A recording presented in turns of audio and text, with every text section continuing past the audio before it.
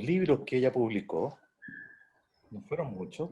El primero, potente, ¿no? Se llama además el nombre, Desolación, del año 1922. Es una poesía, digamos, muy cercana a la experiencia trágica, ¿no? Del desamor, la soledad, el desarraigo, la muerte. Pero al mismo tiempo ella estaba haciendo esa labor de trabajar en colegio, lo que después se va a constituir como la dimensión paralela a esa dimensión de la desolación, ¿no? Y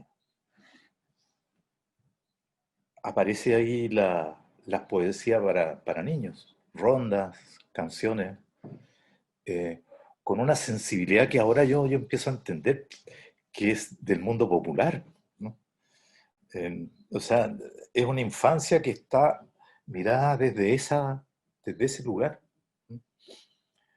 Eh, pero no idealizado, sino situado históricamente.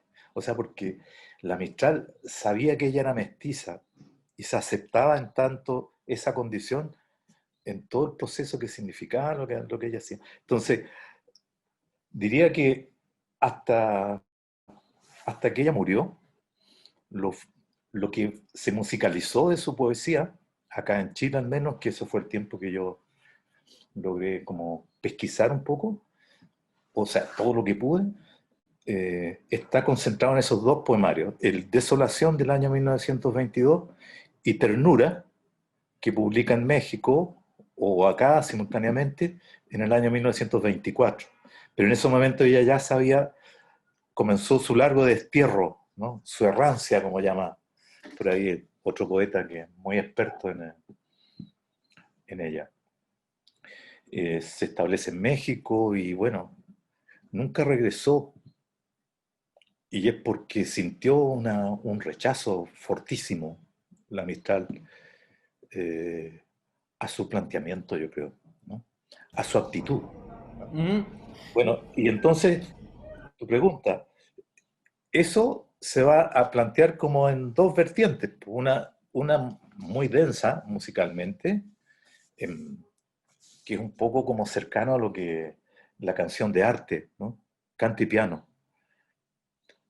Mujeres que cantan, ¿no? Acompañadas de piano, ¿no? Eh, y por eso hace mucho sentido ese cassette que yo mismo produje y que tiene que ver con este trabajo que hice yo, ¿no?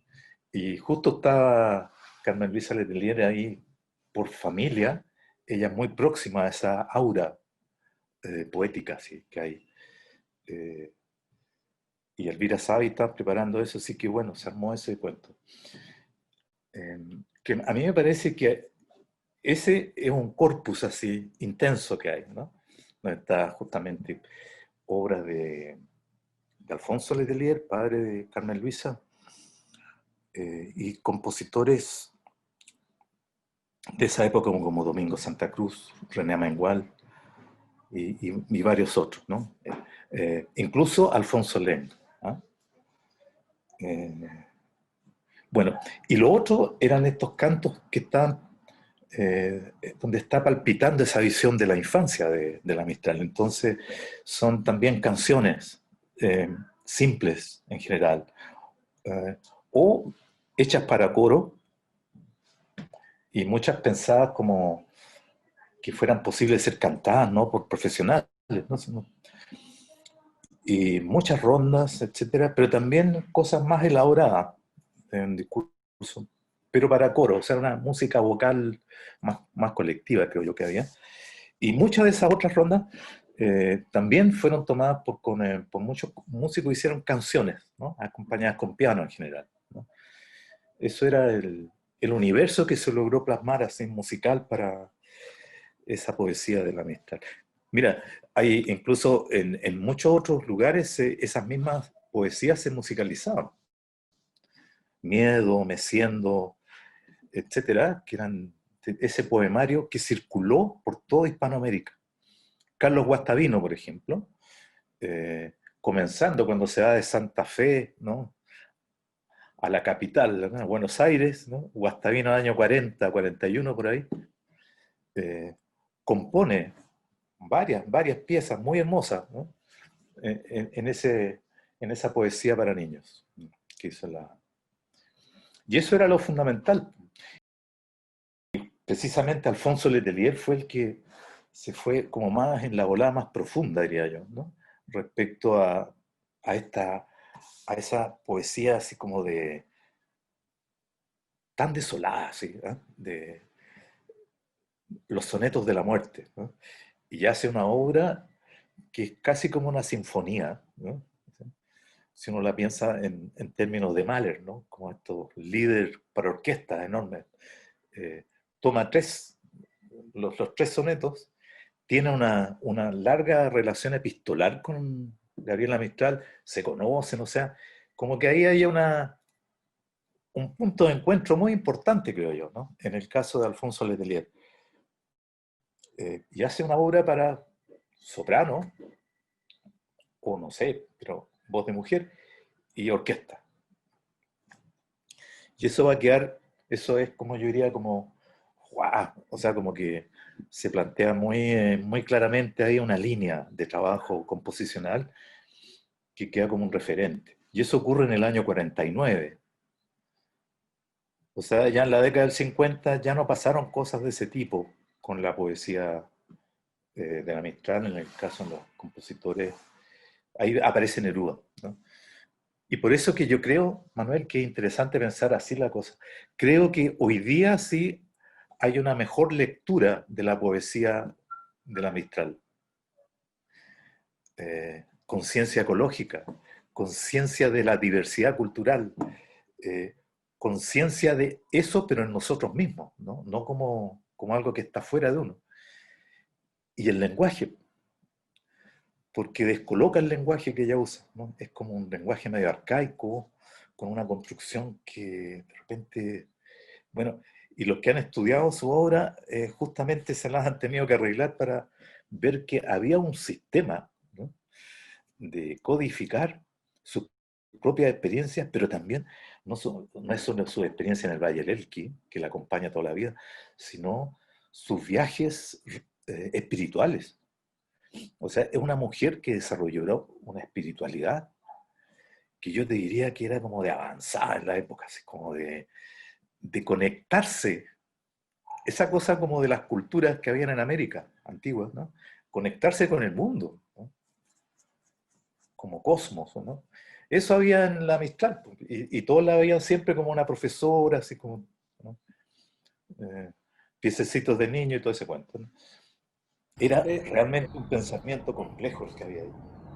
Y pasó mucho rato y de repente empezó a reflotar esto, eh, muy de a poco, y se vio la complejidad de esta mujer extraordinaria, la verdad, poderosa, ¿no?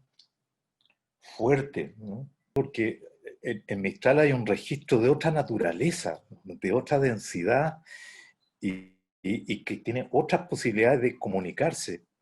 Necesita una lectura distinta, mucho más informada que la que, sobre todo esta obra posterior, digamos, a ese primer momento en que ella instala esa fuerza poderosa, ¿no? De una palabra poética así realmente impregnada, pues, ¿no? Eh, y eso ocurre en México. Y esa cuestión es muy importante porque fue invitada, justamente precedida por, por el impacto que va a tener su poesía para niños, por el que eran entonces el ministro de Educación, ¿no? De estos gobiernos que estaban tratando de llevar a la práctica estos preceptos revolucionarios de construir un nuevo México más inclusivo. Y inclusivo en este caso significa población indígena, ¿no? Y ahí, en ese momento, ahí se hace, yo creo, como un giro poderoso en la Mistral y que la va a dejar más incomunicada con las lecturas más masivas que se hicieron. Y por eso que quedó como media desfasada esa lectura también, porque después de la Segunda Guerra Mundial y la Guerra Fría, lo que viene es, claro, una sociedad militarizada, ¿no? Globalmente. El discurso de la guerra atraviesa todo ahí, ¿no? Entonces, en la Mistral había una conexión de otra naturaleza, creo yo. Lo épico en la Mistral se construye de otro modo también, poéticamente. Bueno, pero hay una obra póstuma, ¿no? Y que después ha sido como reconstruida en forma más completa. Se llama Poema de Chile. Eh, y cuesta meterse ahí, pero ahí tú te das cuenta de que hay un legado extraordinario. Y cómo meterle ahí mano con los sonidos y crear música a partir de ahí es más complejo también. Y ahí entonces me parece que lo que ocurrió en los años 50 es esta épica, ¿eh? En contexto de Guerra Fría, y donde Neruda, realmente el tipo es el referente que hay, ¿no? De hecho, es el referente de una épica sonora eh, de la música clásica o de arte en Chile, extraordinaria, ¿no? Extraordinaria, donde hay compositores que como que tratan de emular, ¿no? Eh, la fuerza de la relación de Neruda con el territorio americano, ¿no? Porque Neruda es como una poesía que metió todo adentro, toda la historia, no es la historia desde que llegan los españoles, ¿no? Sino uf, canto general, ¿no? Esa cosa abarcadora, ¿sí? Entonces, esa es como la gran cantera de una nueva forma más épica de relación con la poesía, que es de otra naturaleza, claro, muy, claro, dialoga muy bien con la poesía Neruda, pero ahí la Mistral quedó en ese registro más tenue, ¿no? Como de cámara, más íntimo, hasta que empiezan a ocurrir otros fenómenos. ¿Tú recuerdas, por ejemplo, esa canción, la mencionaste ahora con La Pajita de Horacio Salinas? Eso de los años 80, 81 será, no sé. Eh, Empieza a descubrirse, ¿no? Como que, wow, aquí hay algo, ¿no? O Jaime Soto en el año 87, yo me acuerdo que en algún momento eso después se estrenó en La Serena, yo me acuerdo que fuimos todos en un avión, así, un choclón, a ver ese, porque era volver a las tierras, ¿no? De donde surge esta mujer extraordinaria, ¿no? El Valle del Elqui. Comenzando los 90 por ahí se hizo ese cuento, pero ya en los años 80 y el Jaime Soto le dio mucho tiempo, ¿no? Dando vueltas y fue haciendo pedacitos de obra, al final armó una especie de cantata, ¿no? En el año 87. Y hay mucha música extraordinaria, ¿no? Que yo creo que hay que conocerla más, ¿eh? Porque ahí hay algo así de un gran músico, ¿eh? Jaime Soto, ¿eh? Hay que recordarlo, ¿eh? Y yo creo que ya hay hoy día otras lecturas de la Gabriela Mistral. Por ejemplo, yo he visto ya en el imaginario ya visual, ¿no? La Mistral vestida de jeans con pañuelo verde, ese pañuelito verde, eh, en el edificio del GAM, ¿no? Eh, Nos está diciendo que, ojo, hay otra lectura ahí y de ahí van a salir muchas cosas. O sea, creo que la Mistral está muy viva, ¿no? Como su obra, pero también su trayectoria, ¿no? O sea, porque había una coherencia ahí extraordinaria. Si uno revisa los estatutos de las sociedades que agrupaban a los compositores, uno se da cuenta y los listados de quienes integraban eso, la Sociedad Nacional de Compositores, ¿no? Que existía en la década de 1920. Luego Santa Cruz genera otro núcleo, y ese núcleo se llama Asociación Nacional de Compositores de Chile, ¿no? 1936, y ahí hay un estatuto en que se define quiénes son los requisitos para la membresía, ¿no? Tú te das cuenta que ahí está difícil para las mujeres. Eh, y eso es lo que ahora se está poniendo, ¿no? En perspectiva, ¿no? Y afortunadamente el proceso es que eso se está abriendo, ¿no? Eh, entonces, es bien especial eso porque había compositoras, efectivamente, Y no solamente en el siglo pasado, sino en el antepasado y así. El servicio de la música en todo el ambiente del salón eran mujeres, básicamente, ¿no? Pero para el registro del histórico, ¿no? Del relato histórico, estaban bien sumergidas. Bueno, en la primera mitad del siglo XX venía muy fuerte esa tendencia igual, pero hubo además de Emma Ortiz, que era profesora de canto, ¿no? Eh, muy reconocida en ese plano, pero no tanto en lo otro que ella hacía, quedaba como para ella misma, ¿no? O no, es, no, no es Carmen Lizárraga, María Luisa Sepúlveda, por ejemplo, una importante profesional, ¿no? De la música, ¿no? Pianista, eh, o sea, muy versátil, y la versatilidad es una cuestión, una condición importante, ¿no? A considerar en este tipo de músicos, ¿no? Eh, Carmela Maquena, pero ella vivía en Berlín, entonces, está en otro circuito, pero sí, es cierto, como que quedó esa idea de que las mujeres no participaban de la composición, cuestión que está cambiando, ¿no? Y yo creo que habrá que escuchar entonces eh, cómo aparece, ¿no? Esa poesía, esa palabra, ¿no? Cantada desde la perspectiva de mujeres también. Pero yo creo que no se trata de que una mujer o un hombre componen distinto, sino es más bien cómo se articula, en este caso, un campo profesional. Esa es la cuestión dura que había, ¿no? Que le pasó a la misma Gabriela Mistral.